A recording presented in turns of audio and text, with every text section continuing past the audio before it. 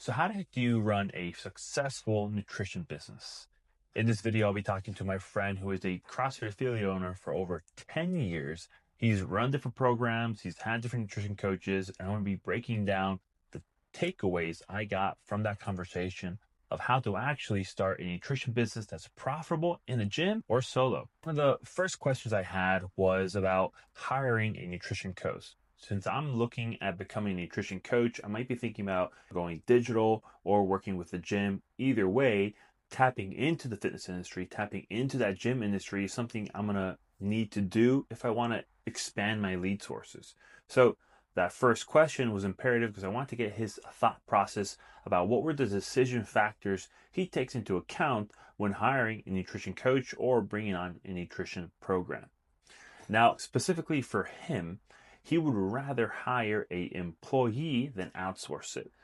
Main reason is that when he outsources that program, in the past, it didn't have the same buy-in with his actual clientele. And if he ever shuts that program off, it's gone. It's out of there. Since it's part of that company, he doesn't have any of that material.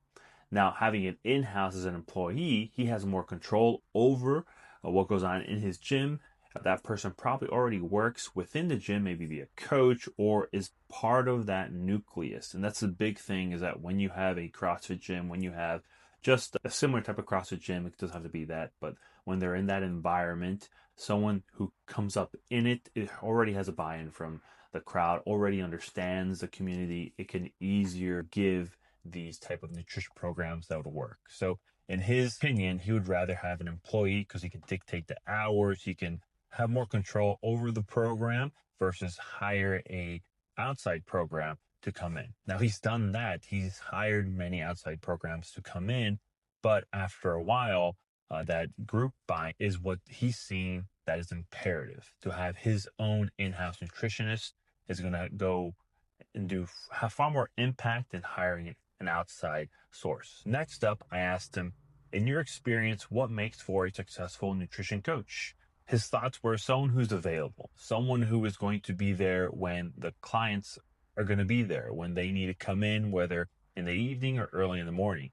Because a nutrition program is very much similar to a gym program. You have clients who come early in the morning from 5:30 until 9:30 before work, or after work from 3:30 going on to 7:30. You have to be available during those times. And the coaches that he saw that would win and achieve a higher income and would actually have a long-standing program, achieve results with their clientele, were the ones who made themselves available.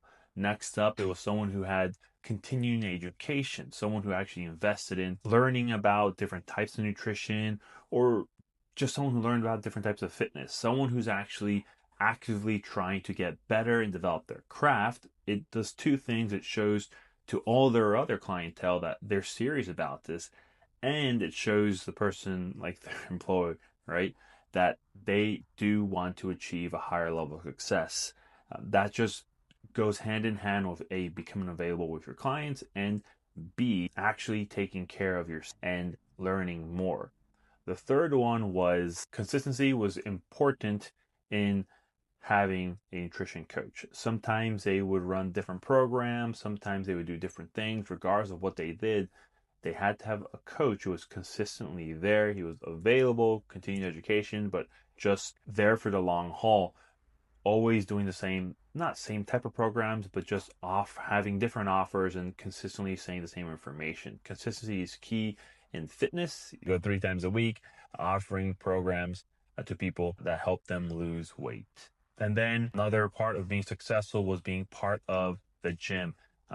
That's where you're going to get your biggest lead source. Being involved in the gym, people are going to see you there. You're more than likely going to work with people in the gym, in that community. So when you're a part of it, when you're working with the community, that's what also has you become successful. On the flip side of that, I want to know what made for bad or unsuccessful nutrition coaches. And pretty much everything I mentioned earlier, but them increasing their knowledge base, being available, being consistent, is what he saw routine coaches who failed didn't do.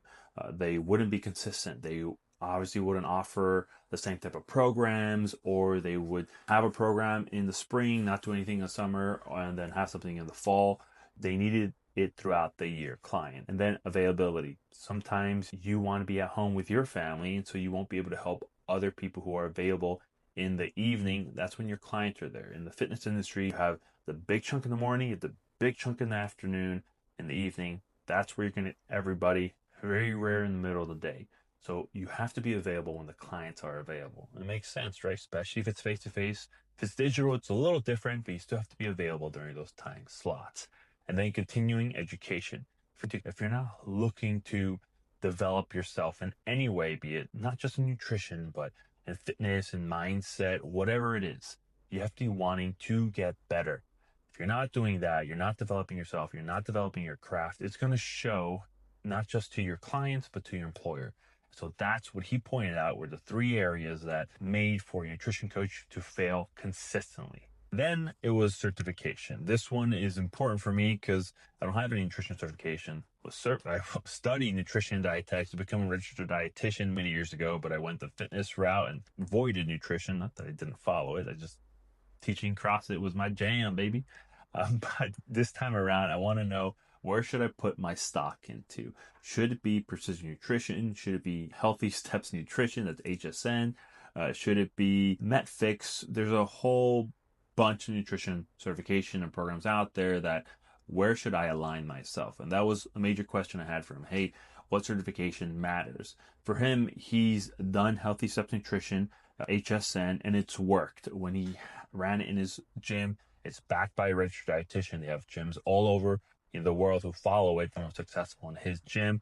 Of course, it's only successful if someone follows a program, is available and the clients are available, continue their education, and they're consistent with it. He hasn't done precision nutrition. He hasn't done MetFix, but he would recommend that if you're going to go with the gym, get HSN certified. If you're not, he doesn't see the value in it. He said maybe try precision nutrition because they work more individually instead of with the gyms themselves. Obviously, it's nutrition. It's pretty similar everywhere else. Like the basics of nutrition, it gets nuanced with the individual and the type of diet you're having. So precision nutrition is one. MetFix, in his opinion, is pretty much old school CrossFit nutrition, which was my philosophy and thought process as well.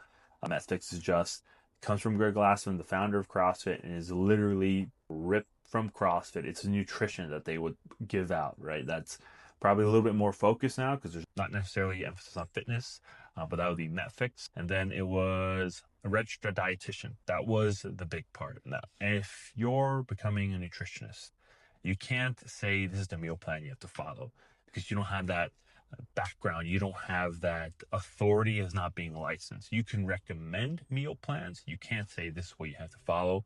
Looks like only registered dietitians can, which sucked because I had an opportunity to go down that path over 10 years ago and I chose not to do it. At the time, CrossFit was still new. I was very passionate about it and my professors weren't the best.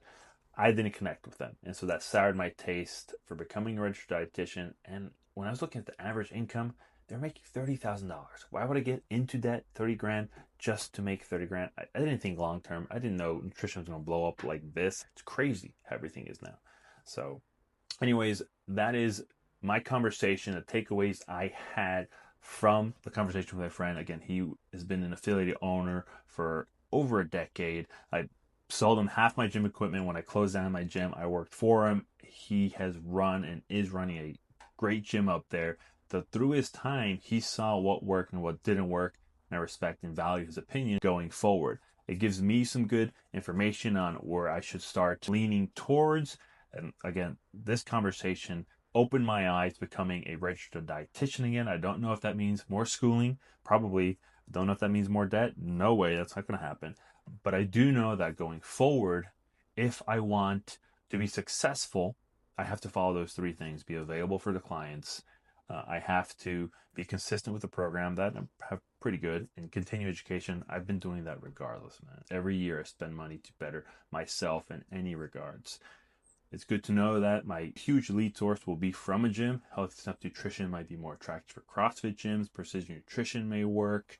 I need to have more conversations with people who are in the nutrition space, who are RDs, who are registered dietitians, but who work with these different programs so I can get a better perspective of where I want to go.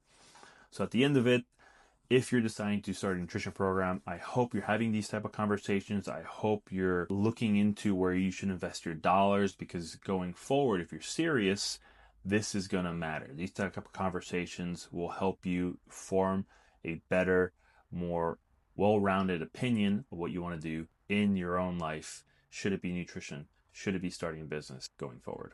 Hope that helps.